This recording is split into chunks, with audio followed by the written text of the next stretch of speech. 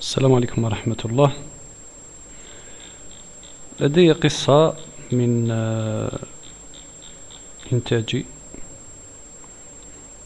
أتمنى أن تفيدكم. سميتها حياتنا في أسطر معدودة. في يوم من الأيام كان هناك رجل مسافر في رحلة مع زوجته وأولاده، وفي الطريق قابل شخصا واقفا في الطريق يشير إليهم، فتوقف الأب وسأله: من أنت؟ قال: أنا المال. فسأل رجل زوجته وأولاده: هل ندعه يركب معنا؟ فقالوا جميعا: نعم بالطبع، فالكل يبحث عنه، وقد غنمنا فرصة الحصول عليه دون عناء ولا مشقة وقيد أو رقابة، فدعه يركب معنا في سفرنا هذا، فالمال يمكننا من أن نفعل أي شيء وأن نمتلك أي شيء نريده.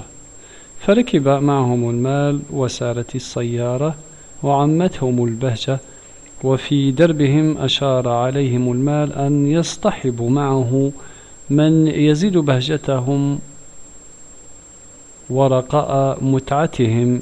فسأله الأب: من أنت؟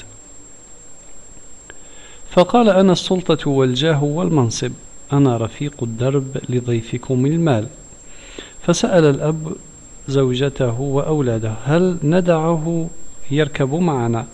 فأجابوا جميعا بصوت واحد: نعم بالطبع، فبالسلطة نكتسب الجاه، وبعون المال نكتسب المنصب، ونستطيع أن نفتخر على أصدقائنا وجيراننا، ويهاب التقرب منا الضعفاء والفقراء، وأن نمتلك أي شيء نريده.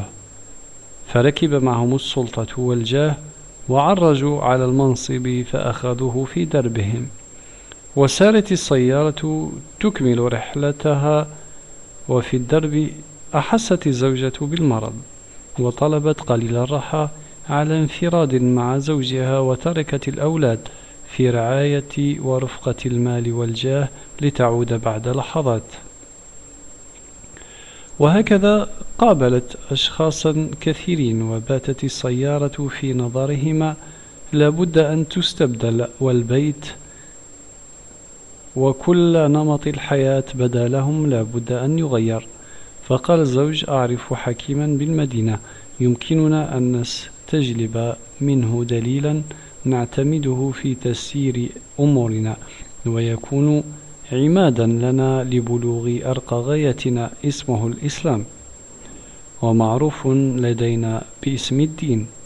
فقالت الأم: أنا في صحبة المرض، وأنت منشغل بأمر آخر، دعك من ذلك، بل أريد أن نستمتع وأولادنا.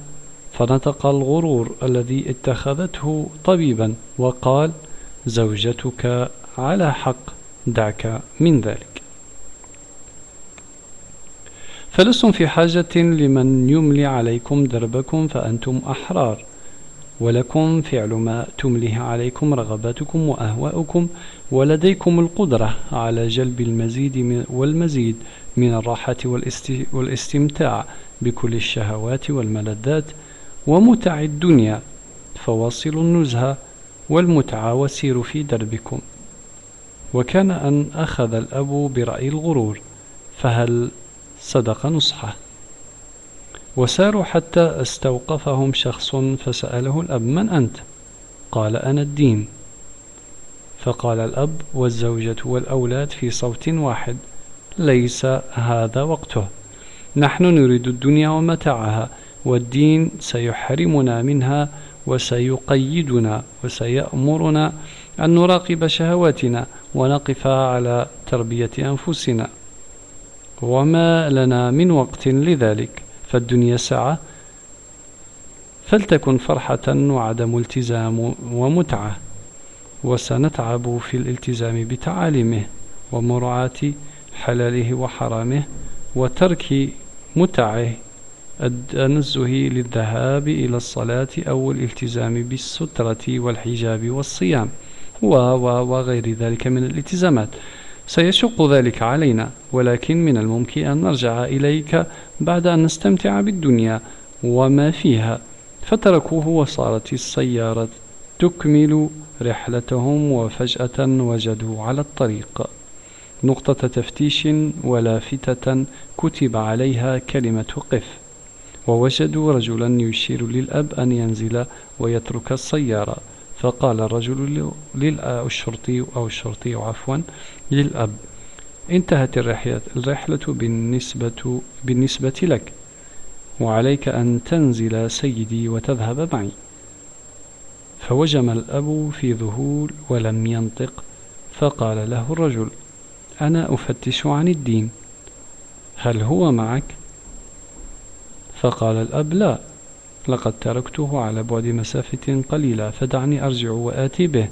فقال له الرجل: إنك لن تستطيع فعل ذلك، فالرحلة انتهت بالنسبة لك، والرجوع بات من المستحيل. فقال الأب: ولكن معي في السيارة المال والسلطة والجاه والمنصب والزوجة والأولاد و. فقال له الرجل: آسف سيدي، لكنهم لن يغنوا عنك من الله شيئا، فستترك كل هذا وما كان لينفعك أحد منهم، وأنت اليوم ستلقى الله. فقال الأب: ولم ألقاه؟ أنا هنا في أحسن حال. فقال الرجل: أمرني الله أن أسألك عن رسالة بلغها لك آخر رسله صلى الله عليه وسلم، يدعى محمد، فمن هو رسولك؟ فقال الأب: لا أدري، وكيف لي أن أعرف، والدنيا كانت أكبر همي ومبلغ علمي، وشغلني عنها الكثير. ثم شهق في حسرة وقال: ويح نفسي، ويح نفسي، بما سأقابل ربي، وما سأقول له وأنا بين يديه. أرجوك خذ المال، بل خذ الجاه، بل خذ الزوجة والأولاد، فدية أفتدي بها لأعود وآتي به. فقال الرجل: لمن تعود وبمن ستأتي؟ فقال الأب: سأرجع إليه وأسترشد به للإجابة عن كل ما تسألني، ويكون لي النور في هذه الظلمات والعون للخروج من مثل هذه المطبات. أرجوك فقد دعني أعود وآتي به معي، بل أتوسل إليك، خذ كل ما عندي فداء ذلك. هاك مالي وجاهي وسلطاني وزوجتي وأبنائي، إنهم أغلى ما أملك، أقسم أنهم أغلى ما أملك. أرجوك وأتوسل إليك، خذهم فدية، ودعني فقط أعود لأجلبه معي. فقال الرجل: ومن ذا؟ فقال الأب: الذي تركته في الطريق، بل تخليت عنه، وندمي وحسرتي وحسرة نفسي. الدين، تركت الدين فضاع دربي، ويا لفظاعة سوء عملي. ثم استرسل الأب ثم سأل الرجل: اعذرني فقط، لكن من أنت؟ قال الرجل: أنا الموت. أجل، أنا الموت الذي كنت غافلا عنه، ولم تعمل لحسابه، ولم تعمل أي شيء ينجيك يوم لقاء ربك. ونظر الأب للسيارة فوجد زوجته تقود السيارة بدلا منه، ومسحت بعض دمعها، ثم ابتسمت ناظرة إلى درب سيرها، وبدأت السيارة تتحرك لتكمل رحلتها، وفيها الأولاد والمال والسلطة، ولم ينزل معه أحد سوى شيخ شاحب الوجه. فقال الأب: لكن من أنت؟ ما أقبح وجهك؟